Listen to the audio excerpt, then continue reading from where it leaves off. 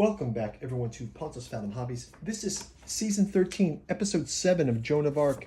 We're playing from the Apocalypse expansion, and we are in the scenario called Armageddon. It is round number 7. We just completed a massive round number 6. Undead spectral knights and spectral cavalry and mounted skeletons are advancing down toward Mount Zion.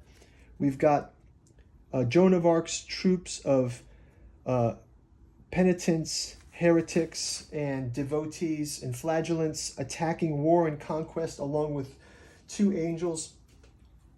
We've got the Leviathan raising skeletons from the dead. The Antichrist is moving down the field. We have war and the damned coming across. But we also have judgment, the archangels, Michael, Gabriel, and Raphael on the board. No, they're not Teenage Mutant Ninja Turtles. They're the archangels. They are on the board and ready to move. And so far, Mount Zion is not conquest. Let's jump into the gameplay. But before we do, quick shout out to the sponsor of our channel, Pontos Fathom Press. You guys know we have a second channel. We support this channel through our bookstore sales.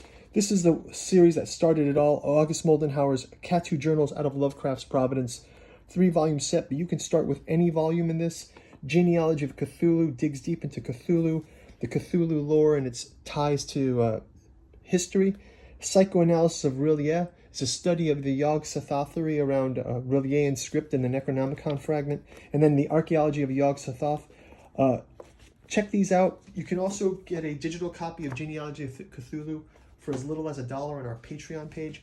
So go check that out, and as usual, like and subscribe, leave your comments, help us to grow to 1,000 subscribers. Let's get into round 7. I will start it by flipping our cards. So we've got gained some power cards. I think that I think we're going to take 2 power cards for the unholy player and check them out. We've got a spiritual healing and iron will. When defending, cancel. I think they might take that. That's a good one. They'll keep this one. And they also gain a power token, which is helpful. So we'll keep this for the unholy player. We'll also get our 4 activation tokens each. And I will have the holy player also take an interrupt token so they can reactivate something. Okay, so let's start out with the unholy player. They will go with their activations here. I think that they are going to start with,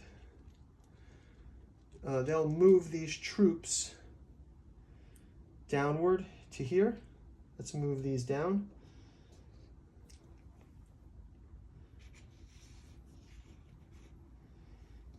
And they'll attack with this group. We'll also move these, and we're going to have him stomp, and let's also have this push continue. Well, hey, why not? Let's bring these guys forward. So we're going to move these guys forward to here. We're going to need to advance them anyway. So we've got Devourers coming up from behind.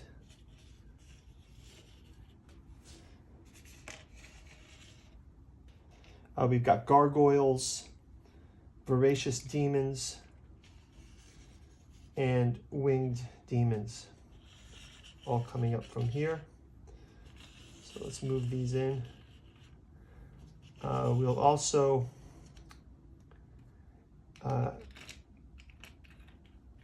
we have a move that we can move our so these guys can also attack into this space, so that'll help this out. So yeah, let's also move these guys down 1, and they're going to attack here as well. So let's have War attack Joan of Arc. So the Horseman of the Apocalypse, War, is going to attack Joan of Arc, and Joan gets a second damage She gets another damage, so she's up to 2 damage points now. Let's also have the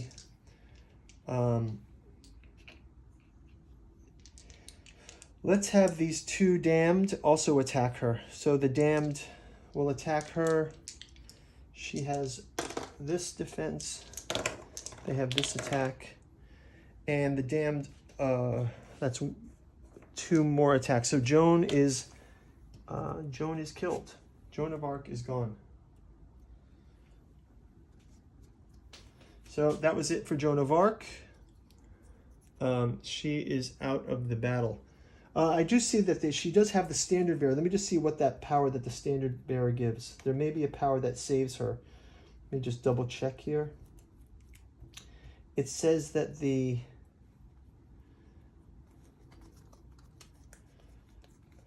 standard bearer, when defending, cancel up to 2 wounds. Oh, so they can cancel 2 of the wounds. So she still has 2. So she is not dead just yet. So she's down to 1 wound. They canceled 2 wounds. So that saved her. Let's also have the beast again was going to stomp on these guys. Let's see what he can do. So he's going to stomp all of those troops. And he does a wounded. Wow. These guys are all gone. That is amazing.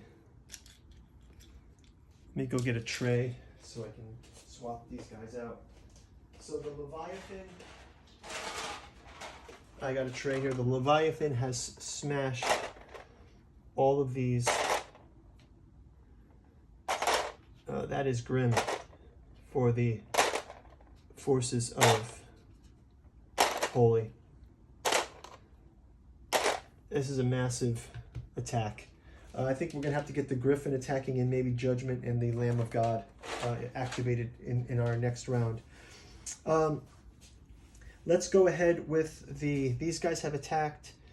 Beast has attacked. They have moved forward. And these guys have moved forward. So that is it for the unholy players. Let's jump into the holy players. Let's give them... like I said, I will move the Griffin to do an attack here. I'll also move here to have the Lamb of God move to an attack as well. And we'll have our bowman fire into the Leviathan. So Leviathan has a standing 2 defense. So those 2 groups will attack. Let's have our angels mobilize. I'm going to send them out after the Antichrist. Let's have the angels mobilize against the Antichrist. And we'll also have the Ark of the Covenant mobilize against them as well. And we'll save this charge in reserve for another time. So we'll start out with the Griffin. The Griffin is able to attack against the Leviathan. Griffin has black, red, and white. So he's able to block 2 of these. The Leviathan takes his first damage of 1.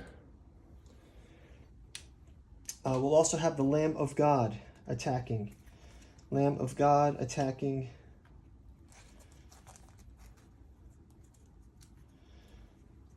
Lamb of God gains +1 to shield results. Oh, but Lamb of God doesn't attack. No good. Okay, let's have all these bowmen attack him as well. So the bowmen can attack, let's see, they have 2 yellows. So let's see what happens if I roll these. So 4, nothing. 4, nothing.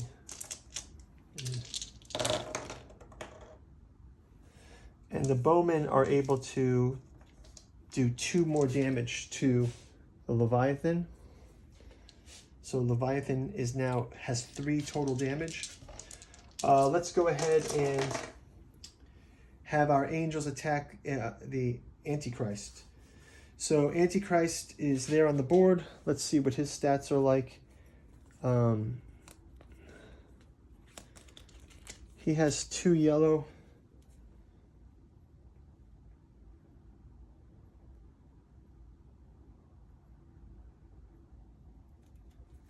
Oh, he can control troops. We have to knock him out very quickly. Otherwise, he can control troops. So he only has 2 dice. So let's have the Archangels go first. Archangel Gabriel with 3 reds versus his 2 white defense. They do 2 damage to him. Antichrist takes 2 damage. Archangel Michael will go. Archangel Michael goes as well. Archangel Raphael, let's have Raphael go.